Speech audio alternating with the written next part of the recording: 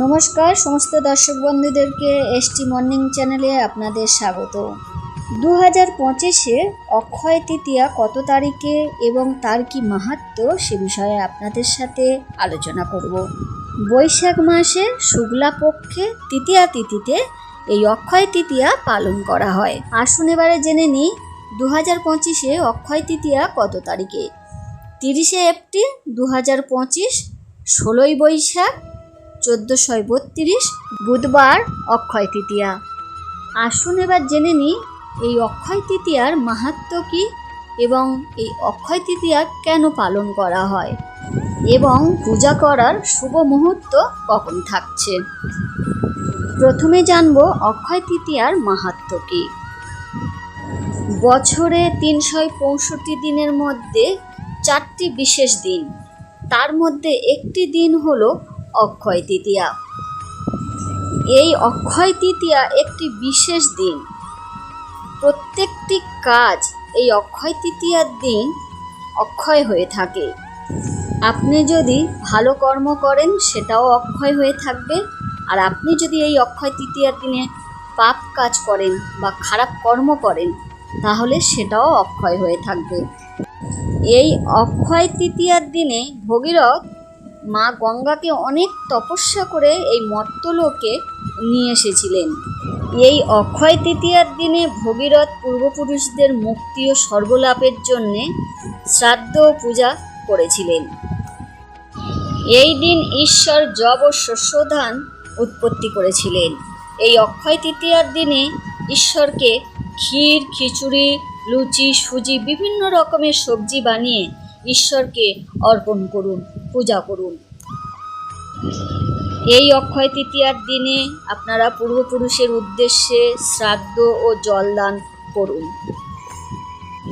এই অক্ষয় তৃতীয়ার দিনে পরশুরামের আবির্ভাব হয়েছিল এবং কেদারনাথের 6 মাস মন্দিরের দরজা বন্ধ থাকে।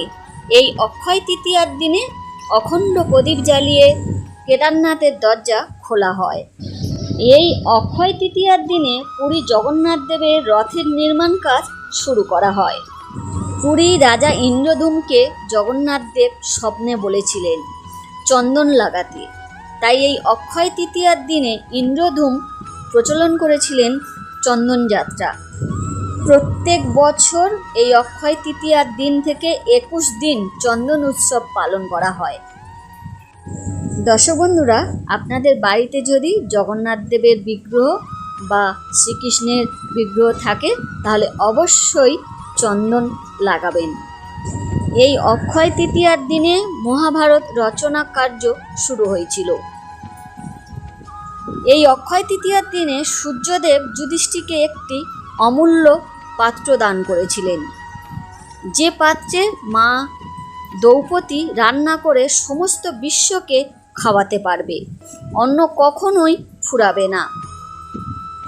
কুবের রাজা তপস্যা করেছিলেন বাবা মহাদেবের, এবং বাবা মহাদেব এই অক্ষয় তৃতীয়ার দিনে সন্তুষ্ট হয়ে বিপুল অর্থ ঐশ্বর্য এবং স্বর্গের কুশাত্ম পথ দান করেছিলেন।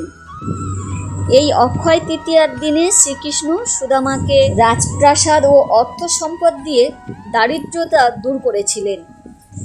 এই অক্ষয় তৃতীয়ার দিনে বৃন্দাবনে রাধারানী ও শ্রীকৃষ্ণের চরণ দর্শন প্রাপ্তি হয়, এবং এই চরণ দর্শন যে প্রাপ্তি করে তার কখনোই যমলোকে যেতে হয় না, সে গোলকধামে রাধারানীর চরণে ঠাঁই পায়। দর্শক বন্ধুরা, আপনারা বুঝতেই পাচ্ছেন এই অক্ষয় তৃতীয়া কেন এত মাহাত্ম্য। এই অক্ষয় তৃতীয়ার দিনে আপনারা কি কি করবেন, কিভাবে পূজা করবেন সে বিষয়ে আপনাদের জানাবো, আর অবশ্যই শুভ সময় আপনাদের জানাবো।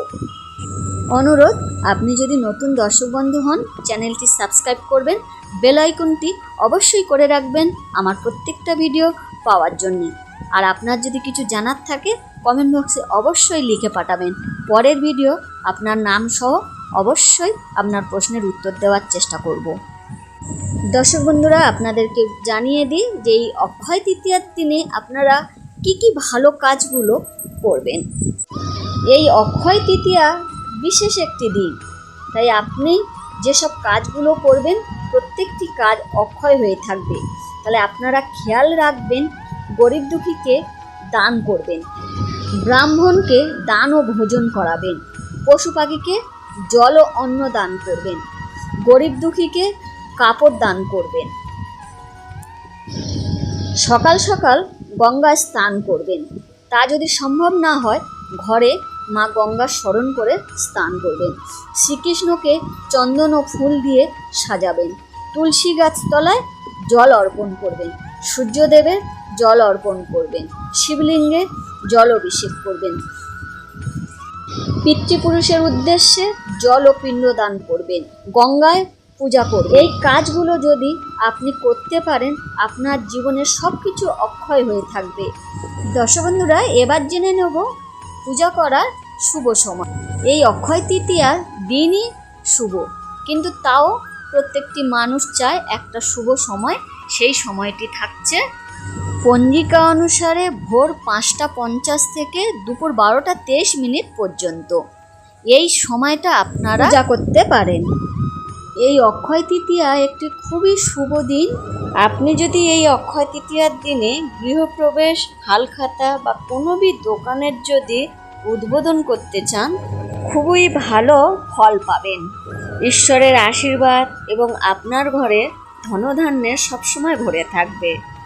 এই অক্ষয় তৃতীয়ার দিনে আপনারা ঘরে অবশ্যই এই কয়েকটি জিনিস কিনে নিয়ে আসুন।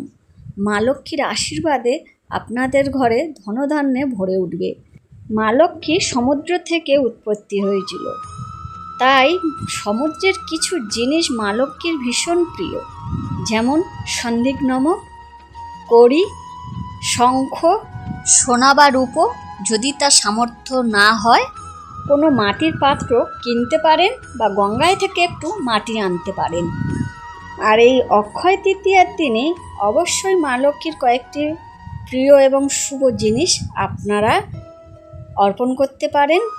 পান, সুপারি, কড়ি এবং রূপোর একটি শিক্ষা। যদি তা না হয়, আপনি 16 আনা মানে 1 টাকা ওর সাথে রেখে হলুদের টুকরো, জব বা ধান মা লক্ষ্মীকে অর্পণ করুন। তারপর এই সবকটি নিয়ে লকারে বা আপনার কোনো পার্সে রেখে দিন। দেখবেন মা লক্ষ্মীর আশীর্বাদে টাকা পয়সা, অর্থের অভাব কখনোই হবে না।